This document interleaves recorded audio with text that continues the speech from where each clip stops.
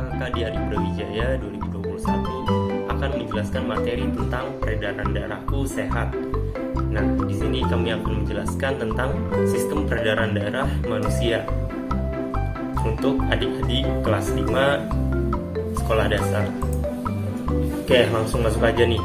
Yang pertama, pengertian dari sistem peredaran darah itu apa sih? Nah, sistem peredaran darah itu disebut sebagai sistem kardiovaskular. Sistem ini adalah bagian dari kinerja jantung dan jaringan pembuluh darah yang tugas utamanya adalah mengedarkan oksigen dan nutrisi ke seluruh sel dan jaringan tubuh manusia. Nah,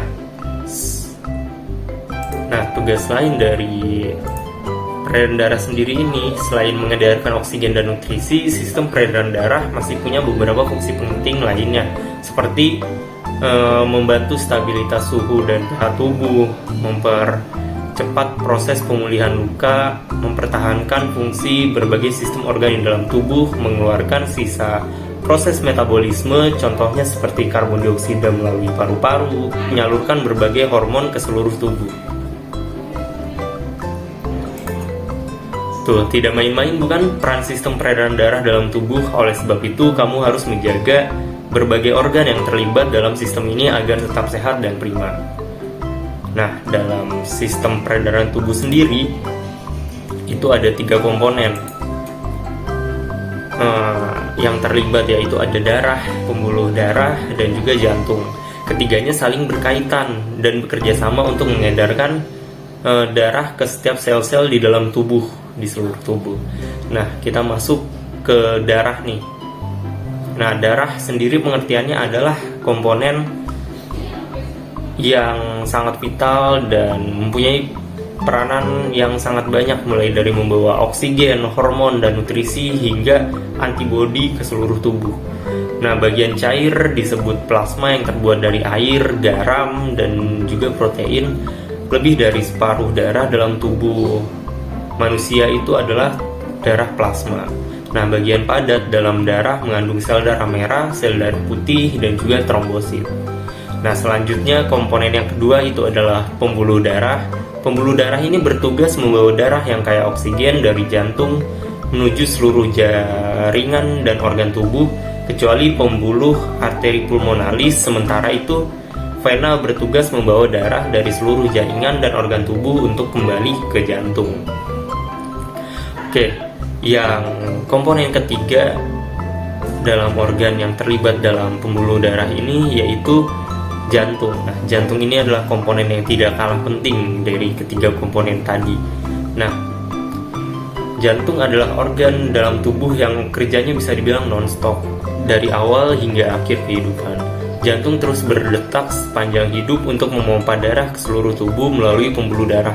Organ ini terletak di tengah rongga dada, tepatnya di belakang sisi kiri tulang dada.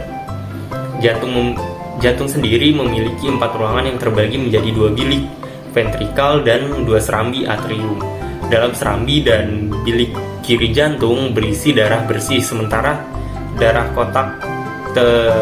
kotor terdapat di bilik dan serambi kanan.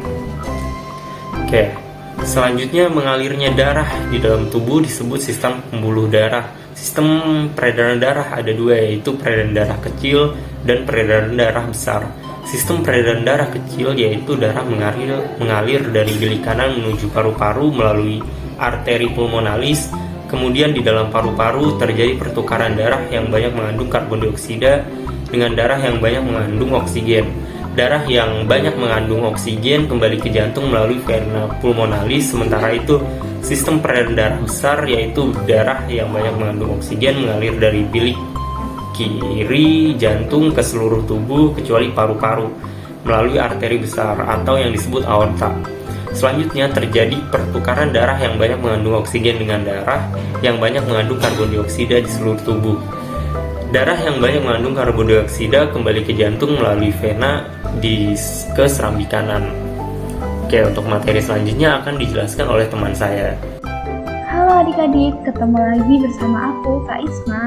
Nah, di materi ini selanjutnya kita membahas tentang gangguan kesehatan pada organ peredaran darah. Darah adalah bagian tubuh manusia yang berfungsi untuk mengedarkan oksigen dan sari-sari makanan ke seluruh tubuh. Darah merupakan komponen penting di dalam tubuh yang mempengaruhi semua kinerja organ tubuh. Oleh karena itu, organ peredaran darah seperti jantung dan pembuluh darah hendaknya dijaga ya kesehatannya. Nah, apakah kalian tahu penyebab terjadinya gangguan pada organ peredaran darah manusia? Jadi, tanda-tanda apabila sirkulasi darah kita tidak lancar adalah ketika mengalami sesak napas, nyeri dada, dan sakit kepala. Nah, sirkulasi darah yang tidak lancar juga sering menjadi penyebab sakit jantung dan stroke. Nah, untuk melancarkan sirkulasi darah ini dapat dilakukan dengan cara mudah, tetapi efeknya sangat besar bagi tubuh. Nah, caranya adalah dengan membiasakan diri untuk lebih sering berjalan kaki atau berolahraga. Berjalan kaki setiap hari kurang lebih selama 30 menit setelah makan dapat memperlancar sirkulasi darah dan membantu proses pencernaan makanan dalam tubuh. Nah, selanjutnya gangguan apa aja sih yang ada pada organ darah manusia? Nah, jadi organ peredaran darah manusia ini terganggu karena dapat terjadi karena non-keturunan maupun keturunan. Nah, gangguan pada organ peredaran darah non-keturunan dapat disebabkan oleh pola hidup dan makanan yang tidak sehat. Misalnya, terlalu sering mengkonsumsi makanan berlemak tinggi dan makanan berkadar kolesterol tinggi. Nah, berikut ini adalah contoh-contoh gangguan pada organ peredaran darah manusia non-keturunan. Yang pertama, ada anemia. Nah, penyakit anemia ini merupakan gangguan yang disebabkan oleh rendahnya kadar Hb hemoglobin dalam darah. Nah, rendahnya kadar Hb ini dapat disebabkan oleh makanan yang dikonsumsi kurang mengandung zat besi. Ciri-ciri penderitanya adalah mudah lelah dan sering merasa pusing. Selanjutnya, yang kedua ada tekanan darah. Nah, tekanan darah atau hipotensi ini gangguan disebabkan terjadinya karena penurunan tekanan darah. Yang ketiga, tekanan darah tinggi atau hipertensi. Nah, gangguan ini disebabkan naiknya tekanan darah yang diantaranya diakibatkan oleh penyempitan pembuluh darah. Yang keempat ada kanker darah atau leukemia. Nah, gangguan ini disebabkan oleh sel-sel darah putih yang memperbanyak diri tanpa terkendali. Kemudian yang kelima ada jantung koroner.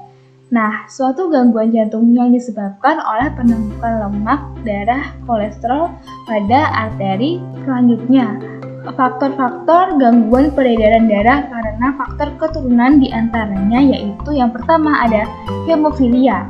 Gangguan ini disebabkan oleh adanya kelainan yang menyebabkan darah sulit membeku jika terkena luka. Yang kedua, kemudian thalassemia.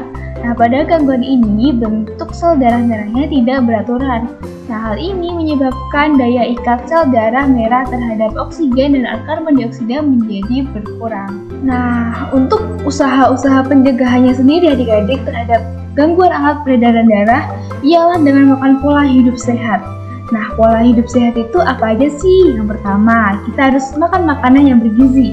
Kedua, olahraga yang teratur. Dan yang ketiga, tidur dan istirahat yang cukup. Nah, mungkin sekian dari aku untuk gangguan peredaran darah pada peredaran darah manusia. Selanjutnya akan dilanjutkan oleh Kak Rio. Terima kasih. Dadah.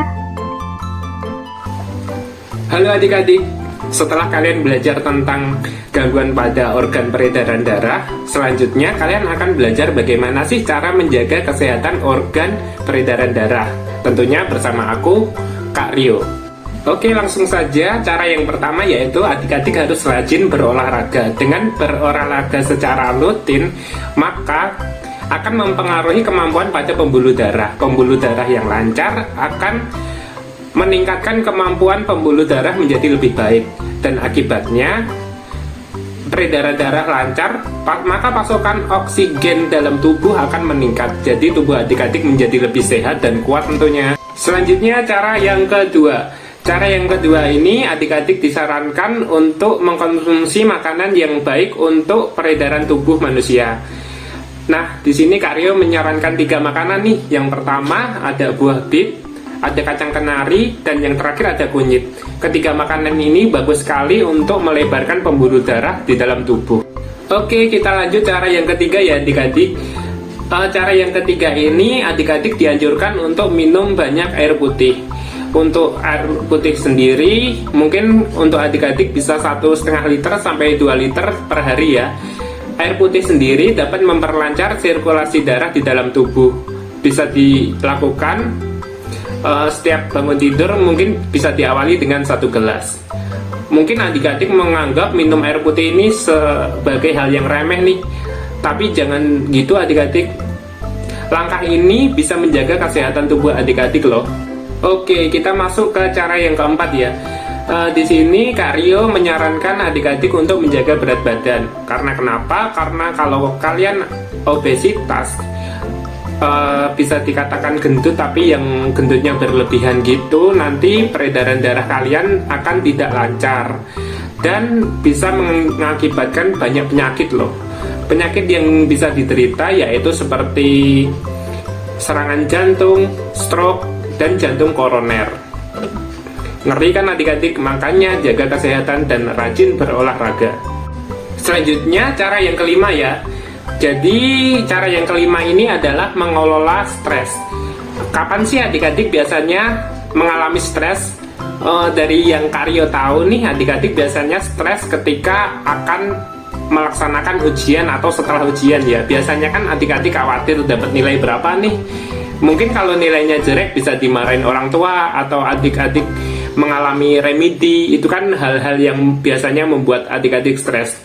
Namun jangan terlalu stres adik-adik, karena stres sendiri dapat menyempitkan pembuluh darah yang akibatnya peredaran dalam tubuh tidak lancar, dan mungkin adik-adik bisa mengalami kelelahan atau sakit. Namun jangan khawatir, di sini Kak Rio memberikan 2 cara agar dapat meredakan stres. Yang pertama, adik-adik dapat nih mendengarkan musik. Karena kenapa? Kalau mendengarkan musik kan adik-adik biasanya menjadi senang dan melupakan masalah. Terus yang kedua, adik-adik dapat minum teh hangat. Karena kenapa? Teh hangat sendiri bisa menurunkan stres. Oke, jadi itu tadi adalah 5 cara yang dapat Kak Rio sampaikan kepada adik-adik sekalian. Semoga adik-adik bisa menjaga kesehatan tubuh adik-adik ya. Terima kasih adik-adik.